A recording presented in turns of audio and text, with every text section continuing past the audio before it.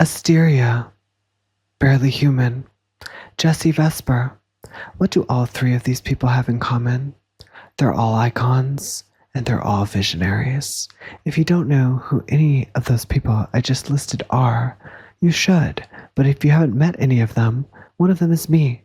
So hi, thank you for being here. I have a few thoughts I'd like to share with you guys this evening. And yes, in my time zone, it is evening. It is approximately 9 p.m. So if you're here watching this in this moment, thank you. And listen to my thoughts, because I have a lot to say about two people that I have never met, but I have indulged in sharing their work on the internet, with my ears, with my soul, and with many other individuals, because I have found it quite moving and quite powerful. Now, if you don't know anything about the scene, and I'm not talking about the current scene, I'm talking about the old scene, throw it back to MySpace, throw it back before there was a time on YouTube, throw it back to the bowels of social media, and tell me about the scene. Scene culture was something that I was just young enough to have a brushing with. The main scene cultures that I was familiar with was imagery. The imagery that I would see and the lingo were all either on MySpace, early YouTube. I would see things on Instagram after the fact. And I love seeing fashion. I would always beg my parents to dye my hair, and then they would typically call me an F slur and say absolutely not. Now, this did not stop me from, whenever I left the house, spray dyeing my hair whenever I would leave, because sometimes you have to be an icon, and it's hard being an icon. Can I say that this was not heavily influenced by Jeffree Star? Sure, I could say that. But in reality, I know that Jeffree Star influenced my style, has influenced so much in my life just from watching him at such a young age. Now, I bring Jeffree Star up because he is one of the original scene queen baddies. Jeffree Star was the MySpace scene. This is not a Jeffree Star video, and I don't want to make unrealistic comparisons to any artist to Jeffree Star, so I won't be doing that here today. However, I think that it should be acknowledged that Jeffree Star's fashion contributions to the early 2000s, as well as the scene, are not appreciated, and I think that Jeffree Star's music career is not appreciated and downright criticized unfairly. And I truly think that both were before their time, and I think Jeffree has a lot of things that he's worked on in his public career and private life that are none of my business, quite frankly. But I will tell you that his fashion and his music have influenced me my whole life, and I do in some ways find him to be an inspiration. That said, I think people do not appreciate his contribution to the scene, and I do think, if you guys want to know further thoughts about this, I do have a TikTok available on my TikTok channel. TikTok channel, do people say that?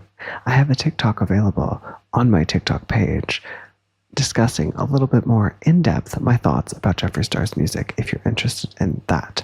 However, this is not about Jeffree Star. I just wanted to mention Jeffree here before we get too far into the video, because people like Barely Human, Asteria, Aisha Erotica, Chase Icon, That Kid, these new scene artists that are not only bringing back 2000s fashion, they're also bringing back 2000s sounds, things that we haven't heard in years. I think these producers and these artists and these people, these individuals that are putting out these majorly successful hit songs, like, you can write it off as internet success, but in reality, if you're turning out the numbers and you're getting the engagement, internet success is truly just success, right?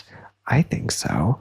So to see people like Barely Human and Asteria doing this, and others, but this video is mostly about them, I think is truly amazing. If you guys have not listened to Asteria's album, Party for Life, I highly recommend it. But before I talk about that, I need to talk about Cute Songs for Gangsters.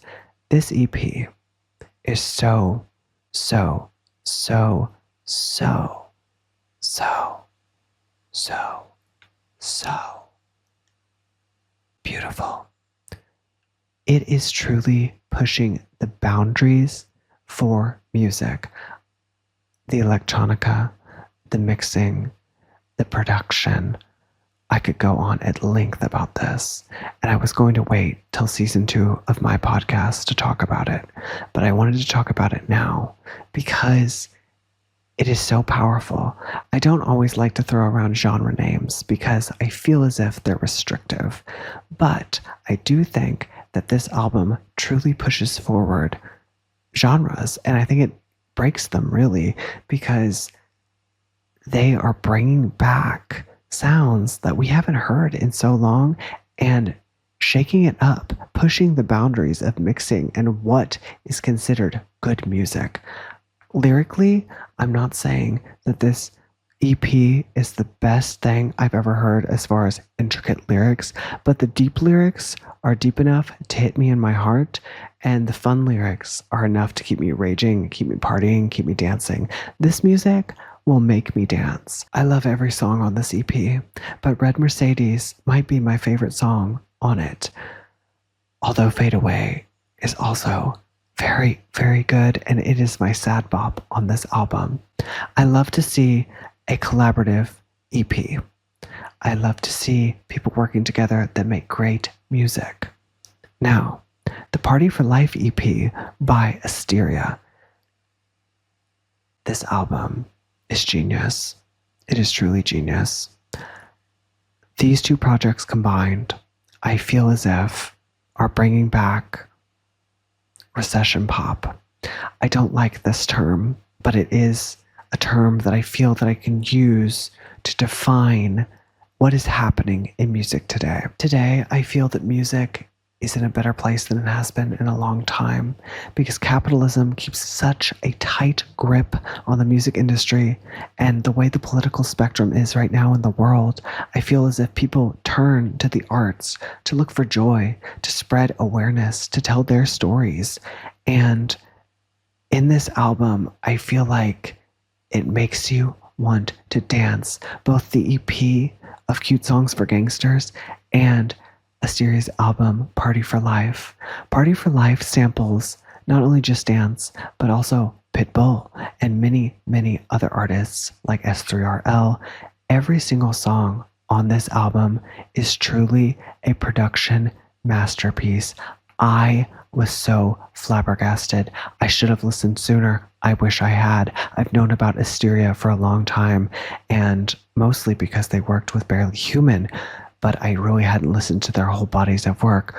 I can safely say that I have now finalized and listened to their full body of work, and I am impressed. If you have not, I highly recommend that you do, because it is quite beautiful, and right now, where I am in my life, I don't have time to cry, but I could if I stopped to listen to Lana Del Rey.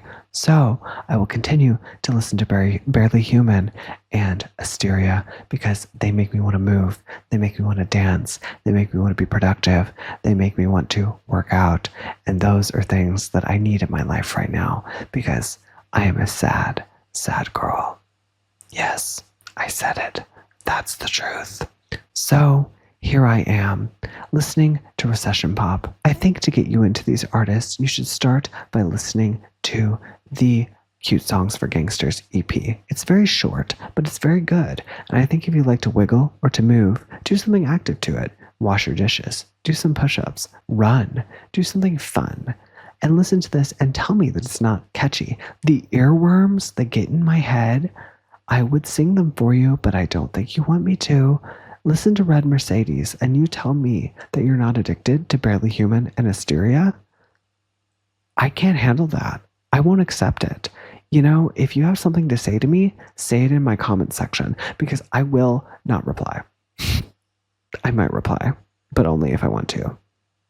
I think Asteria and Barely Human are pushing forward boundaries of music, and I think everybody should go listen to their stuff because it's very good. And I'm very excited to see what they produce from now on, not just aesthetically, but also audibly. Both of these artists have beautiful aesthetics, and specifically Barely Human is somebody that I truly admire regarding their looks because they do not adhere to a gender binary, and they also turn out looks like crazy. Not just the hair, not just the makeup, not just the fashion, all of it.